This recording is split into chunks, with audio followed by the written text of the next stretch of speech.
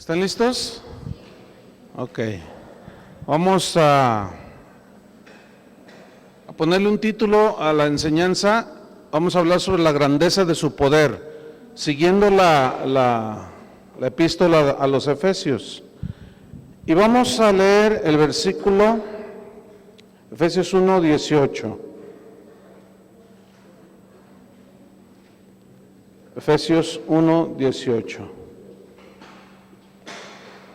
y 19. Ok, voy a leer y ustedes me siguen. Quítale un poquito de medios, por favor, hacia la izquierda. Ahí está. Y súbele un poquito el volumen. O sea, quítale medios y súbele el volumen despacito. Ahí está. Efesios 1:18, voy a leer. Dice así: alumbrando los ojos de vuestro entendimiento, para que sepáis cuál es la esperanza a que Él os ha llamado, y cuáles las riquezas de la gloria de su herencia en los santos, y cuál la supereminente grandeza de su poder para con nosotros los que creemos, según la operación del poder de su fuerza. Recordemos que Pablo oraba en el versículo 17 del capítulo 1. Recordemos que él oraba y decía, pedía para que el Dios de nuestro Señor Jesucristo, el Padre de gloria, os dé espíritu de sabiduría y de revelación en el conocimiento de Él. Entonces la sabiduría, la revelación, que ya hablamos la clase pasada, y el conocimiento, sabiduría, revelación y conocimiento son imprescindibles en la vida de un cristiano, ¿sí? Pablo dice aquí que el efecto o las consecuencias buenas de estas tres cosas, sabiduría, revelación y conocimiento, el efecto de estas cosas están en el versículo 18, que son los versículos que leímos, que vamos a estudiar.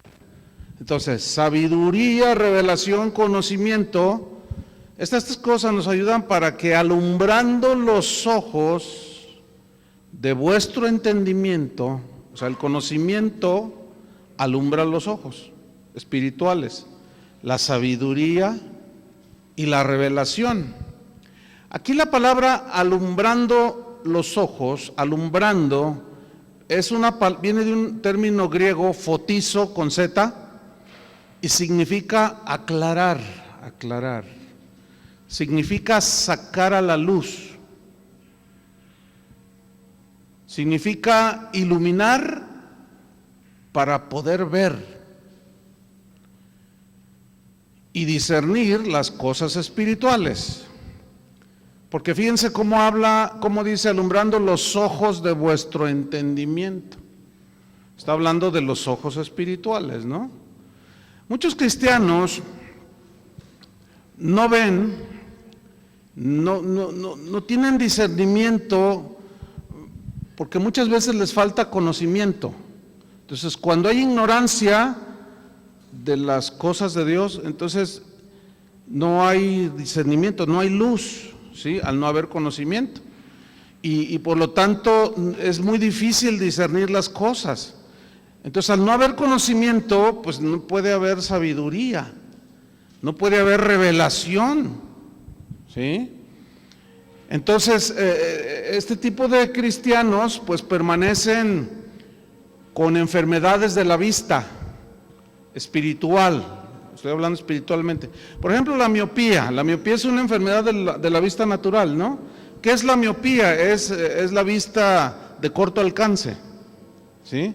Entonces,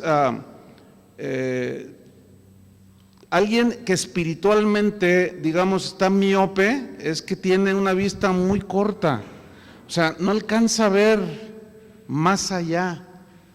Por eso Pablo oraba para que tuvieran conocimiento, sabiduría y revelación, ¿sí? Entonces, el que está miope espiritualmente no alcanza a ver las profundidades de las verdades de Dios. Por eso y cuando uno está enfermo de la vista natural, tienes que ir con el oculista y te hace un estudio y te adapta unos lentes, ¿no es cierto? Hay otra enfermedad de la vista natural que es el astigmatismo, y esto consiste en que la vista lejana es muy borrosa. Sí, o sea, puede ver en corto, pero no puede ver más allá. O sea, es lo contrario, pues, ¿no? Y luego está el estrabismo, que son los ojos cruzados, ¿no? O los viscos. Entonces, los ojos viscos que están cruzados. Entonces, fíjense, espiritualmente, estas enfermedades las pueden tener los cristianos. Pueden tener la vista muy corta, no alcanzan a ver de lejos, y algunos están viscos. Sí, o sea, están viscos, se les cruzan los ojos. O sea, no ven bien, pues. ¿Por qué? Porque no tienen sano su sentido de la vista espiritual. Entonces Pablo dice que necesitamos el conocimiento, la sabiduría, la revelación, porque esto alumbra los ojos de nuestro ¿qué? Entendimiento. Los ojos de nuestro entendimiento. Aquí la palabra entendimiento, dianoia, del griego dianoia, que significa pensar, significa meditar, reflexionar profundamente para entender las cosas, ¿sí? Qué importante es esto entonces. El Salmo 1, versículo 1 y 2, dice: bienaventurado el varón que no anduvo en consejo de malos, ni estuvo en camino de pecadores, ni en silla de escarnecedores se ha sentado, sino que en la ley de Jehová está su delicia, y en su ley, ¿qué dice? Medita de día y de noche. O sea, al meditar, al leer, escudriñar, estás obteniendo conocimiento, ¿sí? Y de allí se deriva la sabiduría y la revelación. O sea, al estar escudriñando, bueno, te viene la revelación. Entonces tu entendimiento de las cosas espirituales se van acentuando, ¿sí? Fíjate que una de los problemas que yo he notado muy comunes en algunos cristianos que estuvieron por allí años, pues sí, iban a la iglesia, ¿no? Escuchaban predicaciones, pues sí, allí, ¿no? Pero en realidad distaba mucho de ser el evangelio, ¿sí? Distaba mucho de ser la palabra de Dios bien trazada. Entonces, en el momento en que empezaron a estudiar más, digamos, sistemáticamente o de una manera más responsable o con más hambre, como tú quieras llamarlo, entonces empezaron a dar cuenta de muchas cosas y empiezan a ver cosas que antes no veían.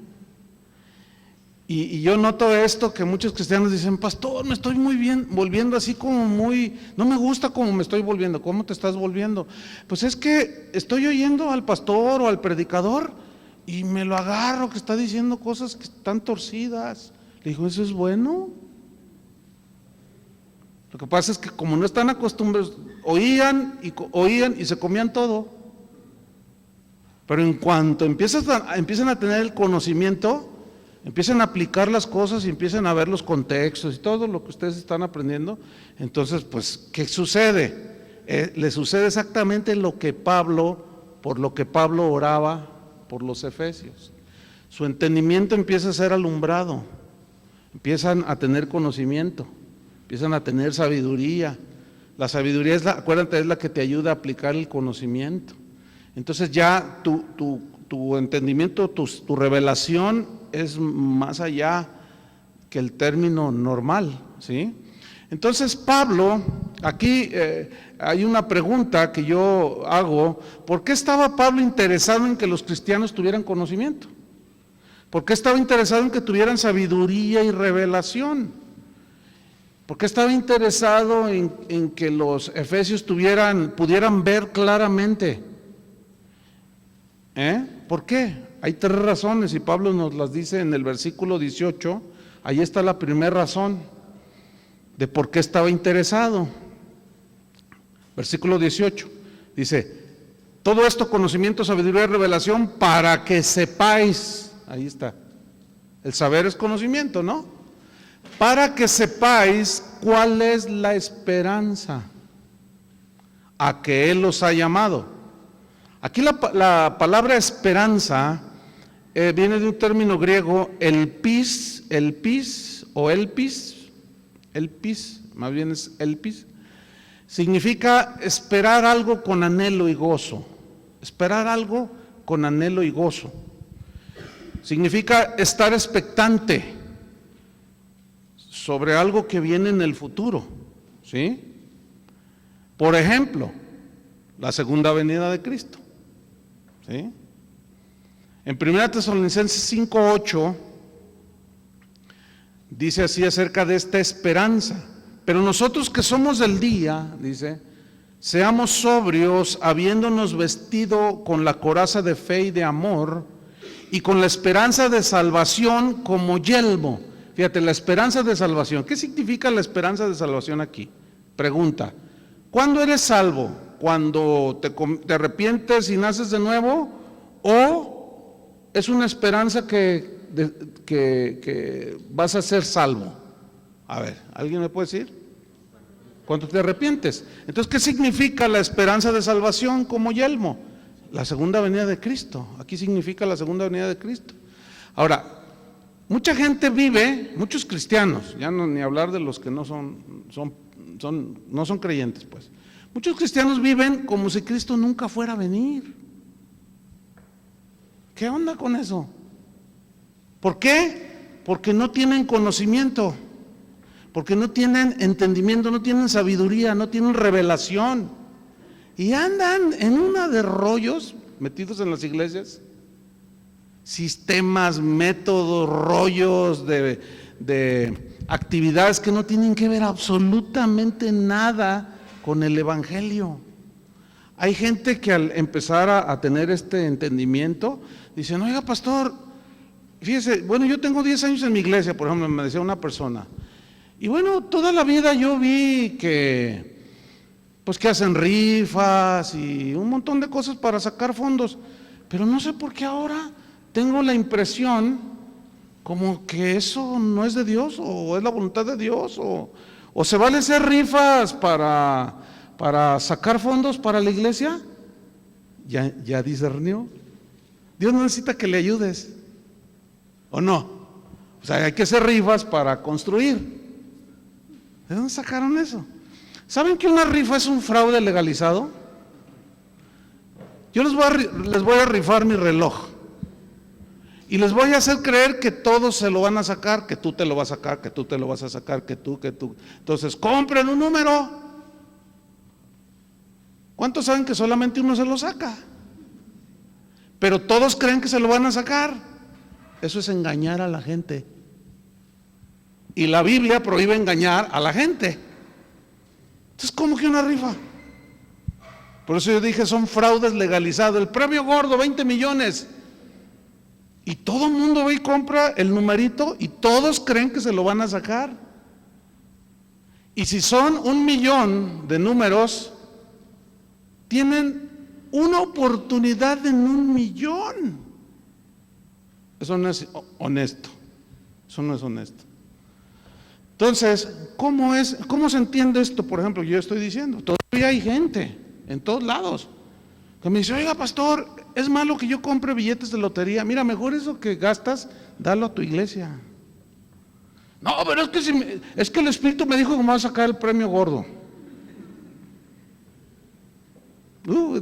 ¿Vieran cuánta gente dice esas cosas? Pastor, Dios me dio una revelación. Estas son las revelaciones de ellos. ¿Qué te reveló? Pues que me voy a sacar el premio mayor y voy a dar mis diezmos y otro 10%. Entonces, si me saco 20 millones, van a ser 2 millones de diezmo y otro milloncito, hermano. Así es que ore por mí. ¿Qué viste? Mira, están miopes y algunos otros están viscos. Ahora, fíjate bien, a lo mejor nunca habías pensado esto que te estoy diciendo. A lo mejor sí, no sé. Esto de una rifa, y es que es un fraude legalizado, ¿o no? A lo mejor nunca lo habías visto así. Entonces si tú me preguntas, ¿y cómo tú lo pudiste ver? Por el conocimiento, ¿entienden? Y este conocimiento está al alcance de todos, para que sepan discernir entre su mano derecha y su mano izquierda, para que sepan qué es de Dios y qué no es de Dios. Por eso Dios dijo, hay de al que lo bueno le dice malo, y a lo malo le dice bueno. O sea, están tapados, están ciegos. ¿Ustedes creen que esa es la voluntad de Dios para sus hijos? No, ahí está toda la revelación, ya está toda la revelación. Pero en lugar de estudiar, ellos quieren tener revelaciones de que se van al tercer cielo, que se van al infierno, que vuelan y quién sabe cuánto rollo. Pero no, esas son experiencias extrasensoriales. O sea, son otras cosas que nada que ver. En Hechos 23:6, ahí habla en otra manera de una esperanza, que es en este caso la de la resurrección. Dice Hechos 23:6, entonces Pablo, notando que una parte era de saduceos y otra de fariseos, alzó la voz en el concilio: varones hermanos, yo soy fariseo, hijo de fariseo, lo dice, acerca de la esperanza y de la resurrección de los muertos, se me juzga. Aquí él se está defendiendo, porque lo acusaban. Entonces fíjate cómo él habla de la esperanza y de la resurrección. O sea, notas cómo Pablo ora para que tengan conocimiento, sabiduría, revelación, para que sepáis cuál es la esperanza. ¿Y en qué consiste la esperanza en todo esto? Por eso cuando a los tesalonicenses les escribió, dijo, cuando alguno se muere, pues no se entristezcan como los que no tienen esperanza. Porque el Señor ciertamente vendrá, se escuchará la trompeta y los muertos en Cristo, ¿qué? Resucitarán primero. Así que no se entristezcan como lo hacen los que no conocen a Dios. Hoy recibí un correo, dice, pastor, así, me tiró toda una carta, ¿no? Y Paulina. Preguntándome así en síntesis, ¿no? Es bueno, ¿cómo dice? Es bueno que está bien que los cristianos tengan miedo a la muerte. Y simplemente le contesté no. Pues ¿cómo va a ser bueno? O sea, ¿quién es el que le tiene miedo a la muerte? El que le falta conocimiento. Por lo tanto, su proceder no es con sabiduría. Entonces, al no tener conocimiento, no tiene revelación. Entonces siempre está, ay no, ay se muere mi esposo, ay si se muere mi esposo, ay se mueren mis hijos, ay no, Dios mío. Bueno, entonces quédate toda la vida aquí. Pablo decía, para mí el vivir es Cristo y el morir, ganancia. ¿Morir qué? Ganancia. Usted sabe que cuando alguien se muere dicen, lamentamos la pérdida de... La pérdida, dice. Pablo no dijo eso, Pablo dijo que era una ganancia. Dice, para que ustedes no se entristezcan como los que no tienen esperanza. Entonces, eso nos da una seguridad, pero esta viene por el conocimiento. ¿Entienden? Ahora, el conocimiento no viene por orar, sino por estudiar, acuérdense, por escudriñar. Pero Pablo oraba para que sacudiera a los efesios, para que no estuvieran ahí de irresponsables y no estudiaran las escrituras. En Tito 1:1 y 2, aquí miren lo que habla acerca de la esperanza. Dice Pablo, Tito 1:1 y 2. Pablo, siervo de Dios y apóstol de Jesucristo, conforme a la fe de los escogidos de Dios, y el conocimiento de la verdad, que es según la piedad, o sea, la devoción. Tú tienes devoción a Dios, lo quieres conocer. ¿Cuál es la manera de conocerlo? Escudriñando su palabra. Jesús decía, ¿a vosotros les parece que las escrituras hablan del Mesías? Él dice, pues ellas hablan de mí. Escudriñad las escrituras para que vean que habla de mí. Entonces dice, conforme a la fe de los escogidos de Dios y el conocimiento de la verdad que es según la piedad, versículo 2, en la esperanza de la vida eterna. Entonces, volviendo a Efesios así en su mente, para que sepáis cuál es la esperanza a la que Él os ha llamado, es vida eterna, hermanos, la cual Dios, sigo en Tito 1:2, que no miente, prometió desde antes del principio de los siglos. Entonces, como garantía también de que esta esperanza sin duda llegará, de que el Señor va a venir, de que si cuando Él venga, si estamos muertos, resucitaremos para estar la vida eterna, o si estamos vivos, seremos transformados en un abrir y cerrar de ojos. Entonces, esa garantía de esta esperanza que sin duda llegará, como garantía, nos dejó el sello del Espíritu Santo en nosotros, como una garantía de propiedad. Y Cristo mismo también en nosotros. Colosenses 1:27. Colosenses 1:27 dice, a quienes Dios quiso dar a conocer, ahí está. Esa es la voluntad de Dios, Él quiere dar a conocer. ¿Qué? ¿Qué quiere dar el Señor dar a conocer? Las riquezas de la gloria de este misterio entre los gentiles. ¿Cuál es ese misterio? Acuérdense que un misterio es algo que está escondido. Pero ya en el Nuevo Testamento, misterio, del griego musterión, significa algo que estuvo escondido, algo que ya es revelado. ¿Sí?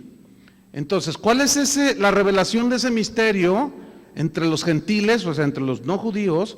Que es, aquí está la revelación, que es Cristo ya adentro, en vosotros, la esperanza ¿de qué? De gloria. Cristo en vosotros, la esperanza de gloria. Ahora, con todo esto que Pablo nos está diciendo a través de sus cartas, viene una pregunta: ¿habrá algún cristiano que después de conocer esto pueda dudar de la seguridad de su salvación?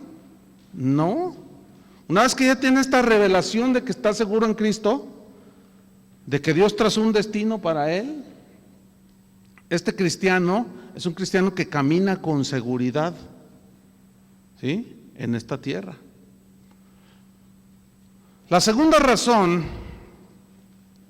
del por qué Pablo anhelaba que los cristianos tuvieran conocimiento, revelación y sabiduría, ¿cuál fue el número uno? Para que supieran la esperanza. ¿Cuál es la esperanza? En el mismo versículo 18, en la segunda parte, dice, ¿y cuáles? Que sepan cuáles son las riquezas de la gloria de su herencia. ¿Cuáles son las riquezas de la gloria de su herencia en los santos? Entonces, lo que nos está diciendo aquí es que los cristianos debemos de conocer a profundidad las verdades eternas. Tenemos que conocerlas. ¿Por qué? Porque esas son las riquezas de la gloria de su herencia en los santos. Es una riqueza espiritual. La Biblia, acuérdense que cuando habla de riquezas, su énfasis es en las riquezas espirituales. Nunca jamás el énfasis de las Escrituras es en las riquezas terrenales. ¿Por qué? Porque las riquezas terrenales se acaban. La ley de la entropía se las acaba, se desgasta todo. Pero lo eterno es una herencia como inmarcesible, ¿se acuerdan? Incontaminada e incorruptible. Entonces, Dios quiere que conozcamos las cosas incorruptibles, inmarcesibles, ¿sí? Por eso, y bueno, aquí entra, imagínate, es toda una, digamos, toda una doctrina, por ejemplo, la de la redención, es toda una historia impresionante, la redención, la salvación misma, el concepto de la adopción, ¿sí?, el perdón en la cruz, el sello del Espíritu Santo que tenemos todos los cristianos. Y todo eso Dios lo hizo por amor a nosotros.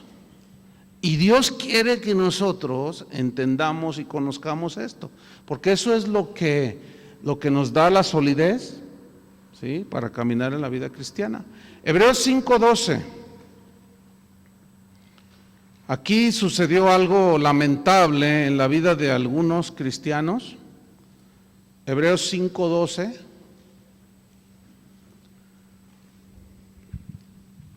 Dice así: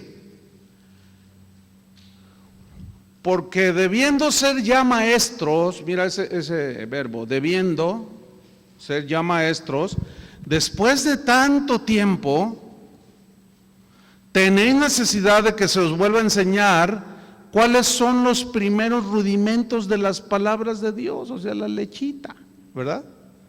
Y habéis llegado a ser tales que tenéis necesidad de leche y no de alimento sólido. Y todo aquel que participa de la leche es inexperto ¿en qué? En la palabra de justicia. ¿Qué es un inexperto? Alguien que no tiene experiencia. Por ejemplo, tú te puedes graduar en contaduría, pero no tienes experiencia. Y luego batallas para encontrar trabajo porque dice, mínimo 5 años de experiencia, y tú dices, ¿cómo la voy a tener si no me dan chance? ¿Verdad?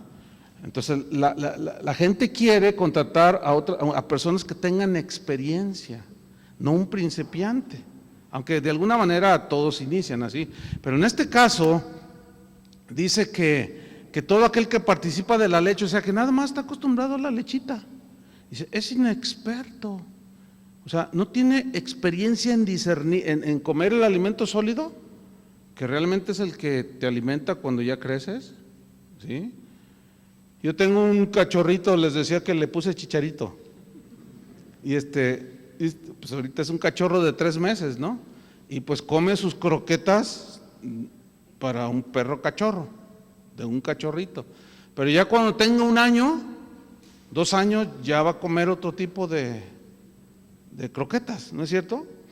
¿Por qué? Pues porque va creciendo. Y si yo le dejo esas, pues a lo mejor le van a faltar nutrientes.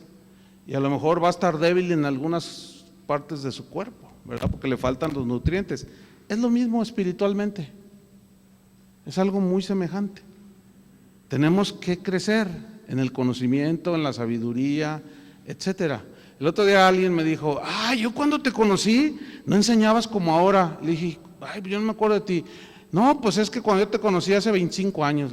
Pues gloria a Dios que no enseño como hace 25 años, ¿no? Dice, no, pues es que no, enseñabas diferente. Bueno, pues es que es obvio, ¿no? Es obvio que tú vas creciendo, vas aprendiendo, vas escudriñando, vas entendiendo más cosas. Un consejo que me dieron a mí de recién convertido, porque yo traía un hambre de la palabra, pero había cosas que no entendí, por más que las leía y les decía a otros estudiantes, oye, ¿cómo entiendes aquí? No le entiendo tampoco, y yo como que me desesperaba. Entonces yo iba mucho con un maestro y le preguntaba, maestro, ¿qué significa esto? Entonces él veía que yo era muy así, que preguntaba, ¿no? Me dijo, mira, tranquilo, porque también te puedes atragantar. Y si es cierto, ¿no? Dice, no, mira, Dios te va a ir revelando y mostrando, o sea, sigue con esa hambre, pero no te puedes comer todavía un filete, estás muy chico en el Señor. ¿Cuánto tienes que convertir? 1 año. No, pues se te va a atragantar. No, tú necesitas lechito, órale, ahí te va tu bibi. Pero aquí esta carta a los hebreos dice, ustedes debiendo de ser ya maestros, después de tanto tiempo todavía tienen necesidad que se les vuelva a enseñar las cositas. No, si hay cristianos que tienen 15 años, 20 años en el Señor y dicen, ay hermano, ¿cómo le hago? Porque a mí Dios no me oye. Ay, qué desesperación. Es como si tú tienes un hijo, ¿verdad? Que va creciendo, pues qué bonitos son los niños. A los 2 años, son hermosísimos porque hacen todo, ¿verdad? Y van creciendo, 5, 10 y luego ya jóvenes, ¿verdad?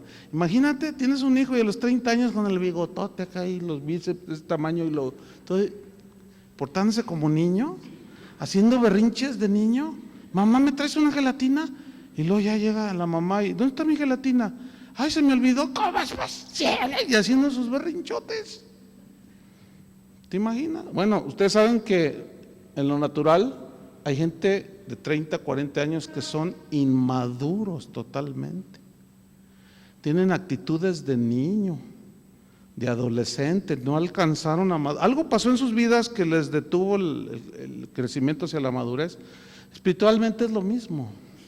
Una de las razones más comunes por las cuales los cristianos detienen su crecimiento es cuando se amargan contra alguien, es cuando no perdonan, es cuando dejan de obedecer a Dios. Se detiene. Acuérdense de Jonás, se detuvo ahí, se detuvo todo su crecimiento. ¿Por qué? Porque desobedeció. Pero van a la iglesia y van a la iglesia y cantan y quién sabe cuánto, pero siguen y se quedan bonsáis.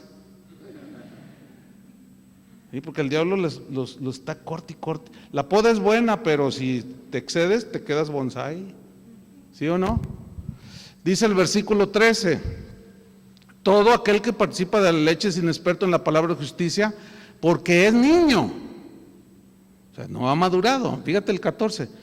Pero el alimento sólido, está hablando del alimento espiritual, es para los que han alcanzado, ese verbo alcanzar es una meta, es para los que han alcanzado madurez, para los que por el uso tienen los sentidos ejercitados en el discernimiento, ahí está, del bien y del mal. Seguramente ustedes han visto la escena de los catadores de vino, por ejemplo. Generalmente los catadores de vino no suelen ser alcohólicos, fíjense. ¿Qué cosa, no? Un catador de vino es el que está con el puro olfato y con la vista de cómo es la caída del vino en la copa y ciertas cosas. Ellos se dan cuenta cuando el vino está en su punto, según la calidad de vino que quieran sacar, ¿sí? Entonces, ¿por qué? Porque van aprendiendo, ¿sí? Entonces, en la vida cristiana, desarrollar el discernimiento, hermanos, es básico. Los lobos te tragan si no disciernes, ¿sí? El pecado te puede engañar, la tentación que se disfraza, y Satanás, que es un ángel de luz que se disfraza, si no hay discernimiento. Por eso Pablo estaba muy preocupado para que los cristianos crecieran en conocimiento, en sabiduría y en revelación. Entonces, si nosotros desechamos el conocimiento que nos alumbra para ver las verdades profundas de Dios, no maduraremos. Eso es obvio, ¿no? No vamos a madurar y vamos a permanecer en un estado espiritual infantil. La tercera razón del por qué Pablo estaba muy interesado en que los cristianos tuvieran conocimiento, sabiduría, revelación, está en el versículo 19. Esta es la tercera razón, para que sepan cuál es la supereminente, Efesios 1:19, cuál es la supereminente grandeza de su poder. Mira qué palabras usa. ¿Cuál es la supereminente? Aquí supereminente significa superabundante. La superabundante grandeza de su poder. La palabra grandeza aquí viene del griego mega. ¿Han oído de mega? Mega mercado, mega. Entonces, que sepan cuál es la supereminente, la abundante mega. Mega significa pues enorme, ¿verdad? Grandeza, enorme grandeza de su ¿qué? De su poder. Entonces aquí está enfatizando lo superabundante y lo enorme de su poder. Aquí la palabra poder viene del griego, ustedes lo saben, dunamis, y es la fuerza. La dunamis es la fuerza y la capacidad que Dios tiene para llevar a cabo cualquier cosa. Repito, la grandeza de su poder, aquí poder es la fuerza y la capacidad que Dios tiene para llevar a cabo cualquier cosa. Por eso Él es el Todopoderoso. Y Dios quiere que conozcamos lo más profundo acerca del poder que Él tiene. Ahora, ¿poder para qué? Para andarse exhibiendo, haciendo milagros y todo. ¿Ustedes creen que eso es? Mucha gente cree que eso es. Y ven que un paralítico se levanta y dicen: ¡ay, extraordinario, maravilloso milagro! Vi el poder de Dios, dicen. eso también lo hacen los brujos. O sea, todo aquello que los hombres no cristianos puedan hacer, que los cristianos hacemos, está en un nivel muy de niñez. Porque a ver, pueden reproducir ellos en los demás paz, gozo, paciencia, ¿verdad que no pueden? Entonces, ¿será eso el poder de Dios? Solamente, como muchos lo reducen, a que cayó polvo de oro, que cayeron diamantitos, que alguien extendió la mano y se cayeron, dijeron, ¡y qué poder! Y luego se levantan y siguen iguales de adúlteros, iguales de tranzas. No conocen el poder de Dios. Ahora, ¿en qué consiste? Por ejemplo, fíjate lo que Pablo conocía y hablaba del poder al que mismo se refirió. Romanos 1:16, por ejemplo. Lo que la Biblia habla de lo que es el poder, dice. Romanos 1:16. Porque no me avergüenzo del Evangelio. ¿Por qué? Porque es poder de Dios para salvación. Todo aquel que cree, al judío primeramente y también al griego, o sea, a todos. Ahora, pon mucha atención. Pablo decía, yo no me avergüenzo del Evangelio. No me avergüenza predicar el Evangelio tal y como es. ¿Por qué? Porque conozco que el Evangelio es el que tiene poder, es el poder de Dios para salvación. ¿Sabes por qué hoy muchos ministros, pastores, líderes no predican el Evangelio? Dicen, hermanos, vamos a hacer una actividad para atraer a los jóvenes, para acercarlos a Cristo, dicen. Entonces pintan todo de negro el techo, ponen un montón de luces, ponen todo a media luz, va a empezar la reunión de jóvenes y parece una disco para atraer a los jóvenes a Cristo. Hazme favor, esos no conocen el poder del Evangelio. No tenemos que reducir, no tenemos nosotros que hacer artimañas para acercar a las personas a Cristo. No, ¿cuándo hizo eso Pablo? ¿Cuándo disimuló? ¿Cuándo le bajó a la predicación del Evangelio? Que ese es el distintivo de muchos predicadores de hoy. No digas Jehová porque la gente se asusta. No les vamos a decir pecado porque no se asusta. Ni se te ocurra mencionar algo sobre los homosexuales porque se me va media congregación. No. Hay que hablarles del amor de Dios, dicen. Hace 2 días se conmemoró el 10º aniversario de la caída de las Torres Gemelas, ¿sí? Y pues en todos los canales abundaron los documentales y yo estaba viendo 2 que nunca había visto, bien interesantes, pues son relativamente nuevos. Y eran un testimonio de cómo cuando se estrelló el primer avión, creo que era el piso 88, del 88 para abajo, muchos se pudieron salvar. Del 88 para arriba, marcharon. Pero el punto que yo quiero mencionarles es esto. Los del piso 88, que de eso se trató, porque hubo ahí alguien que los dirigió y los salvó, es bien interesante y viene ahorita a colación por esto, porque ellos en casos de contingencia tienen la instrucción de esperar la ayuda. Se esperaron. Entonces otros decían, no, pero es que no sabemos qué fue lo que pasó. Pues no sabían que un avión se había impactado. No, las instrucciones son que no nos movamos. Entonces estaban allí y dialogaban hasta que uno dijo, no, ¿saben qué? Vámonos, dice. Y saben, uno que tenía conocimiento. Entonces, ese agarró, encontró por ahí un radio o un celular y llamó a la esposa y dijo, no, estoy viendo la televisión, se estrelló un avión, dice. Entonces les dice, es que se estrelló un avión. Y tú, estás loco, ¿cómo que se estrelló un avión? Pues si los aviones no vuelan bajo y menos aquí por el centro de Nueva York. ¿Cómo? Entonces empezaron a discutir con él. Entonces, ¿saben una cosa? Esto está mal.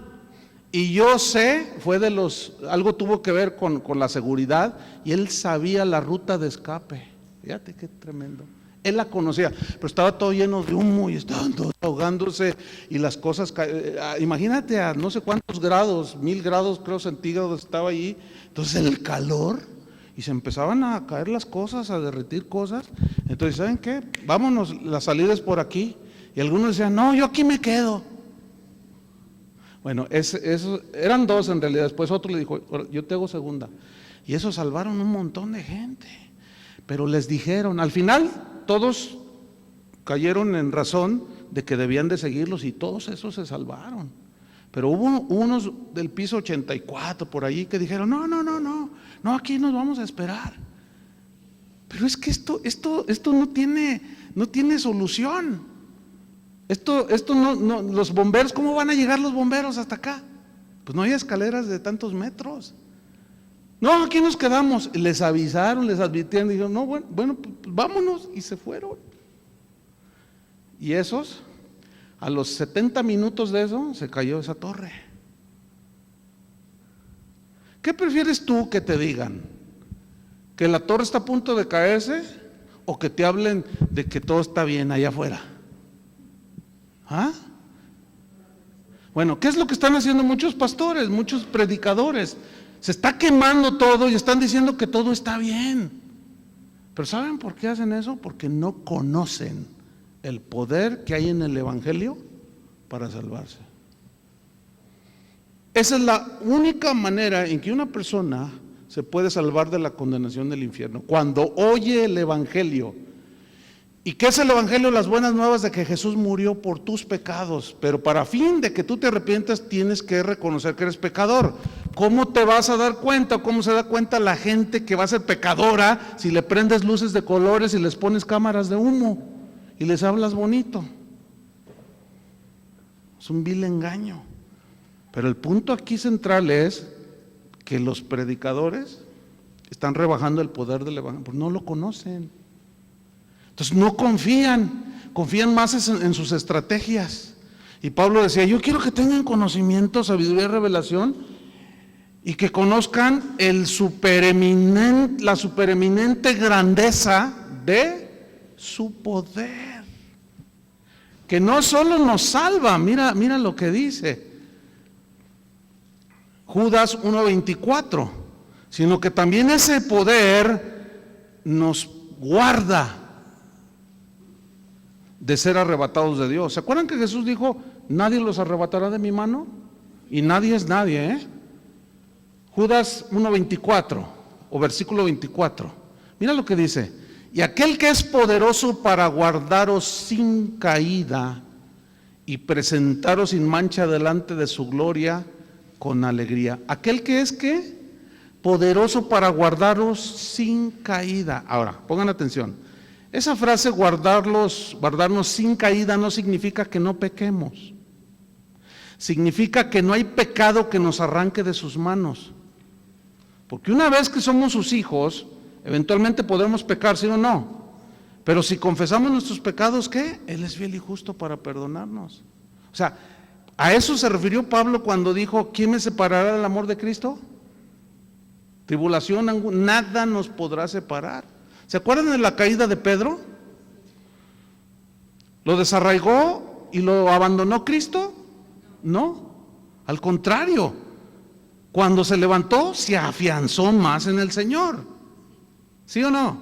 Bueno, ¿se acuerdan de Judas? ¿Su caída lo separó de Cristo? No, porque nunca estuvo en Cristo.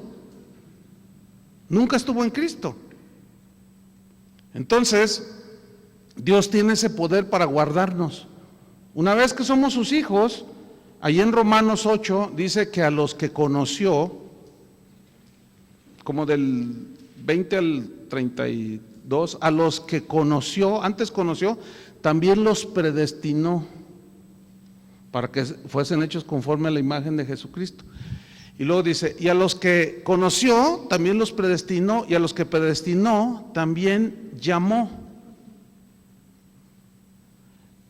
Conoció aquí, y a los que conoció, ese verbo conocer en el griego es proginosko, que significa conocer todo de antemano. A Jeremías 1:5 le dijo: antes que te formase en el vientre de tu madre te conocí, antes que nacieses te di por profeta a las naciones. O sea, ya Dios nos conocía desde antes de la fundación del mundo. Y a los que conoció también los predestinó, ¿sí? Y a los que predestinó también los llamó. ¿Cómo es el llamado? ¿A través de qué? De la predicación del poder del evangelio. Y a los que llamó también, ¿qué? Justificó. Y a los que justificó también glorificó. Fíjate, son 5 pasos, de los cuales ya son 4 que se han cumplido en tu vida. Falta uno. ¿Cuál es? La glorificación. ¿Tú crees que habrá algo o alguien capaz de hacer que no se cumpla el 5.º paso en tu vida? No hay nadie. Por eso Pablo dice: ¿quién condenará? Cristo. Dios es el que justifica, Dios es el que condena. Si ya nos libró de la condenación, porque ninguna condenación hay para los que están en Cristo. Entonces aquí Pablo está hablando pues de ese conocimiento profundo, y que lo conozcamos, ese poder. En Proverbios 24:16 dice: porque 7 veces cae el justo y vuelve a levantarse, mas los impíos caerán en el mal. O sea, quedarán tirados ahí en el mal. De hecho están tirados, ¿sí? Eso fue Proverbios 24:16. 7 veces cae el justo y vuelve a levantarse, mas los impíos caerán en el mal. O sea, significa, el justo se levanta porque Dios lo levanta, pero el impío, ese se cae y ahí se queda. No se puede levantar porque no es hijo de Dios. Pero en el momento en que recibe el evangelio, se da cuenta de su condición pecaminosa, se arrepiente, y en ese momento el poder del evangelio opera en él para hacerle una nueva criatura.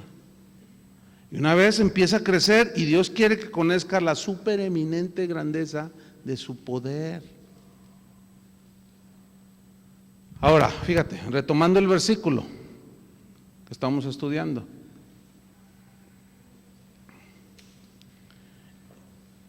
En la tercera razón y última, que sepan cuál es la supereminente grandeza, la enorme grandeza de su poder, o sea, la fuerza y la capacidad que Dios tiene para llevar a cabo cualquier cosa. Dice, y luego mira lo que dice: para con nosotros, los que, ¿qué dice? Los que creemos. Los que creemos. Entonces, nosotros, los que creemos, estamos súper seguros en Cristo. Estamos súper protegidos en Cristo. Todo esto se da, al final del versículo nos dice, según la operación, o sea, la manera de obrar, de cómo Dios obra, del poder de su fuerza. Y eso es lo que Dios quiere que conozcamos, que tengamos conocimiento de esto. Por eso cuando un cristiano, fíjate, cuando un cristiano está pasando por situaciones de prueba, que no son fáciles, son difíciles, cuando conoce esto, sabe que Dios lo puede sacar. Por ejemplo, cayó enfermo, sabe que Dios lo puede sanar instantáneamente, porque conoce la eminente grandeza de su poder. Y él ora como Pablo, y Dios lo puede levantar. Pero también puede Dios responderle y decirle: bástate mi gracia, porque estoy tratando el orgullo contigo. Y tú te aguantas. ¿Por qué? Porque como conoces su poder, no dudas de su poder. Tú sabes que Dios te puede levantar así, pero, como en el caso de Pablo, bástate mi gracia. Entonces dijo, Pablo lo entendió, porque él conocía eso. Y dijo, entonces me gloriaré en mis debilidades, para que repose sobre mí el poder de Cristo. Fíjate, por eso me gozo en mis debilidades, porque cuando soy débil, o sea, cuando no confío en mis recursos, entonces soy fuerte. Uy, eso que les estoy compartiendo es bien grueso, ¿eh? Eventualmente yo me encuentro con pastores así en conferencias y me preguntan, o a veces me escriben o me mandan preguntar, pero es muy común esta pregunta. Me dicen: pastor, ¿cómo le hace para pastorear una iglesia tan grande? Y ya no solo la iglesia, sino un montón de iglesias que están surgiendo allí. Les digo: no, pues es que yo no soy el pastor titular. No, yo soy ayudante del pastor. Y dice: ándale, danos la clave. Me dicen: danos la clave. Pero yo ya sé por dónde va, ¿no? Dicen: a ver, es que ¿cómo le haces? Pues es que yo no hago nada. O sea, yo les estoy diciendo la verdad, pero